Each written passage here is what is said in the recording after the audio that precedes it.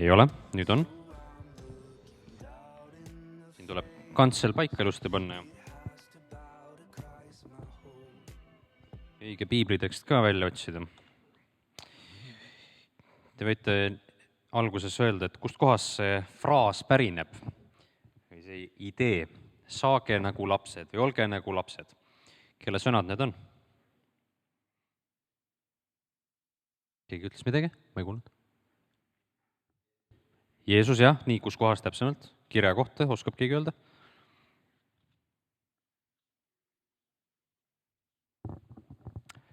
Matteuse evangeelium peatükk 18. Soovitan teil lahti võtta. Matteuse evangeelium 18 peatükk. See on Uues Testamendis. Ja teemaks on siis lapsed. Igaüks meist on olnud laps, mõni on rohkem laps, mõni on vähem laps, aga igaüks on ikkagi kunagi laps olnud.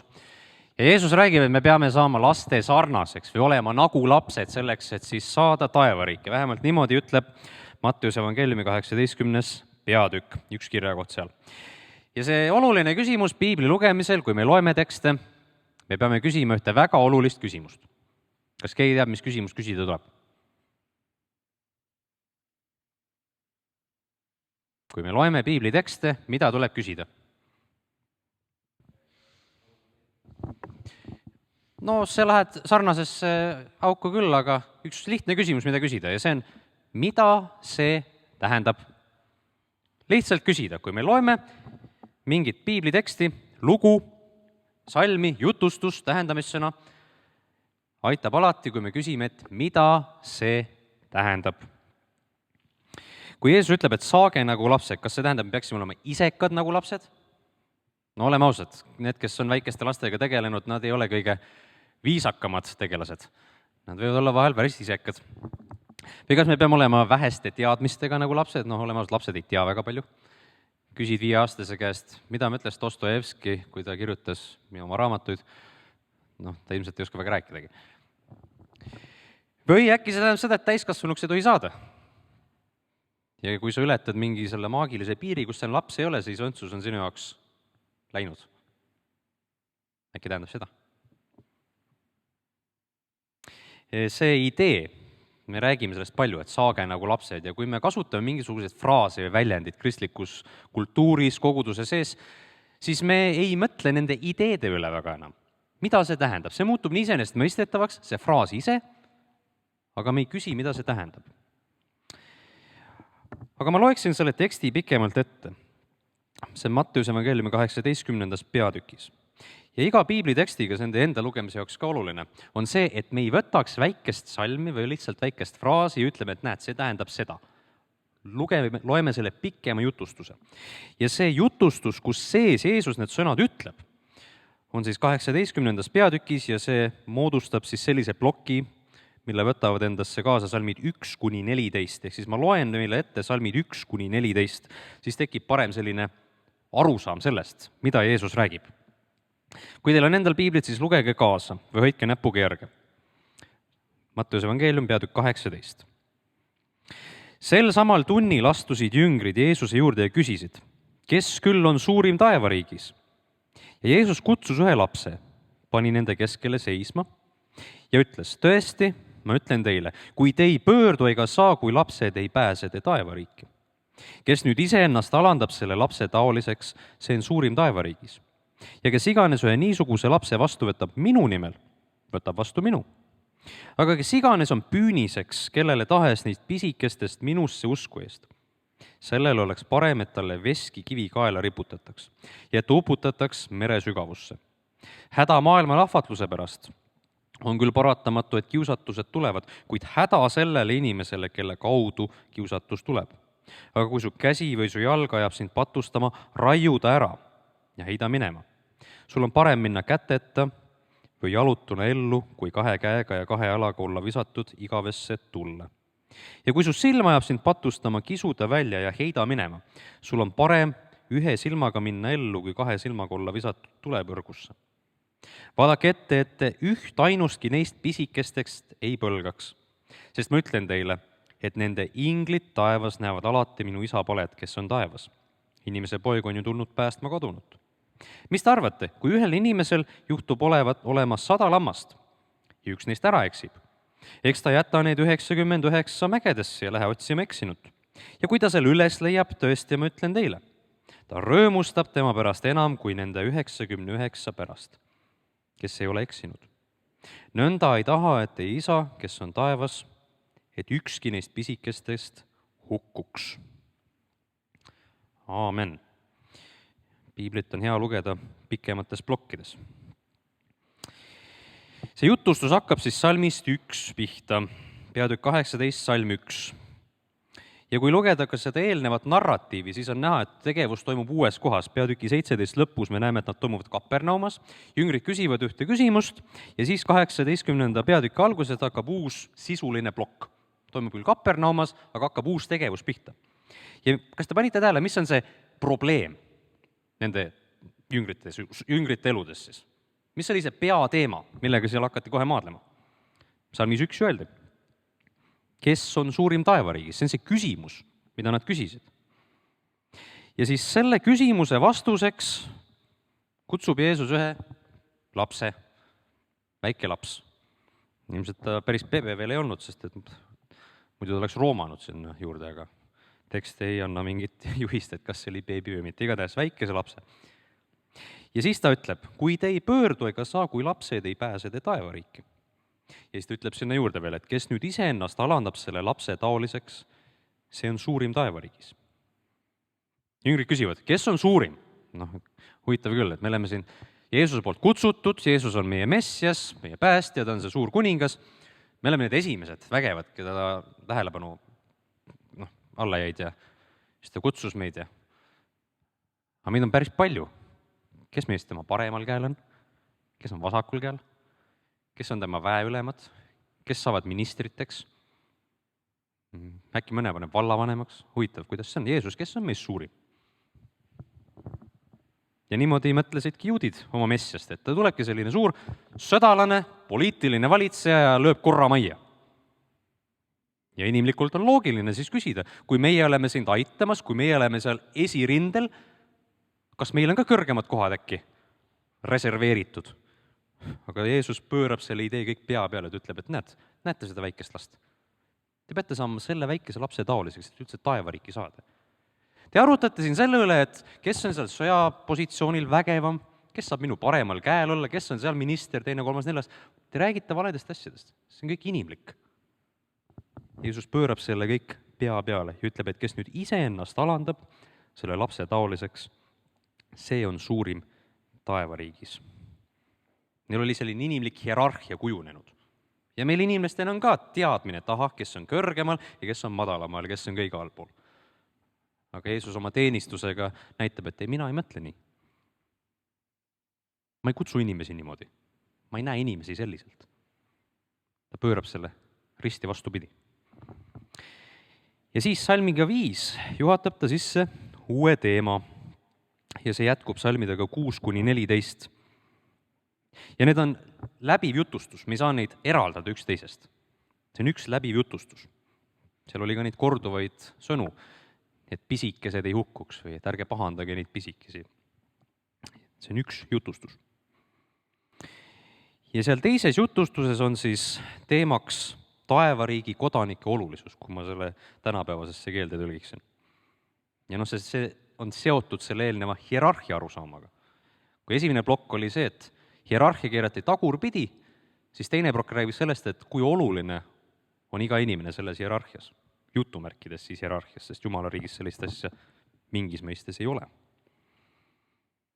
Et siis, kui luua selline kontrast nüüd, et on see jüngrite arusaam siinpool, võiks öelda ka üldine juutluse arusaam, messiast, messiaanlikust kuningriigist, siis see oleks midagi sellist, et need jüngrid või apostlid peavad olema Jeesuse paremal käel, kõrgetel kohtadel, vägevad. Siis, et juudid on paremad. Nemad olid Jumala valitud rahvas, nemad on paremad, nemad on eelistatumad. Ja siis see tähendab seda, et need, kes väljaspool on, need tuleb kas hävitada või vallutada, alla suruda kuidagi. Nad on ju need, kes vaenulikud on, nad on vaenlased, Ja see on jällegi, see on inimestele loomuomane. Oleme meie ja on meie vaenlased. Või siis arvata ka seda, et kuna juudid on siis Jumala valitud rahvas, siis nende valitsus on vaja kindlustada. Nemad on kõige tähtsamad, nemad peavad olema selle kuningriigi kese. Nendest hakkab kõik tulema. Aga selle peale ütleb Jeesus hoopis midagi muud. Ta ütleb, et kui sa tahad olla suur, tähtis tegelane, kõrgel kohal Jumala kuningriigis, kui sa seda tahad, siis tegelikult sa oled väga väike. Ja selle asemel, et tahta kõrget ja prestiižikat positsiooni, peaksid sa hoopis allapoole minema. Pürgi madalale. Ära otsi kõrgeid kohti, mine allapoole. Ja Jeesuse õpetuse kaudu tuleb välja ka see, et kõik on oodatud. Ei ole niimoodi, et on juudid, on paremas seisus, ja siis on paganad ja siis on mingid muud asjad. Kõik on oodatud. Ei ole selles mõttes erisusi. Kõik on Jumala juurde tere tulnud.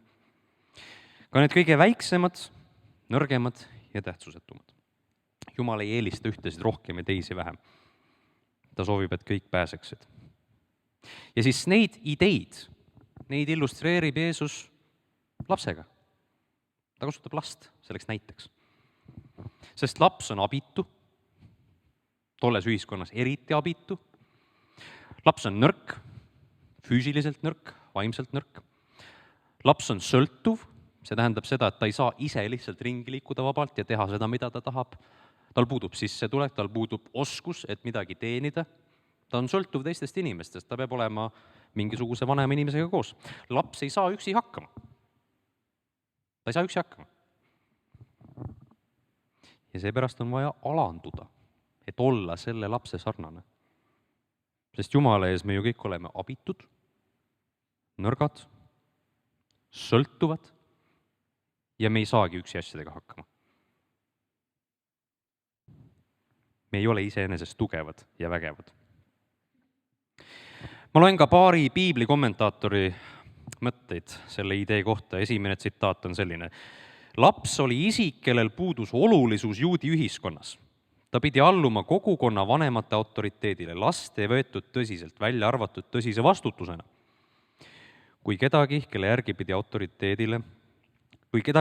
pidi pidevalt vaatama, mitte kedagi, keda eeskujulikult vaadelda. Ta ei olnud tore, ta oli vastutus. Mingis mõttes võiks öelda, ta oli koore. Teine tsitaat. Lapsed ei ole ohtu tekitavad. Me ei karda kohtuda 5-aastasega pimedas tänavas. Kui meil on karm, tõrjuv hoiak, siis me ei ole nagu Jeesus.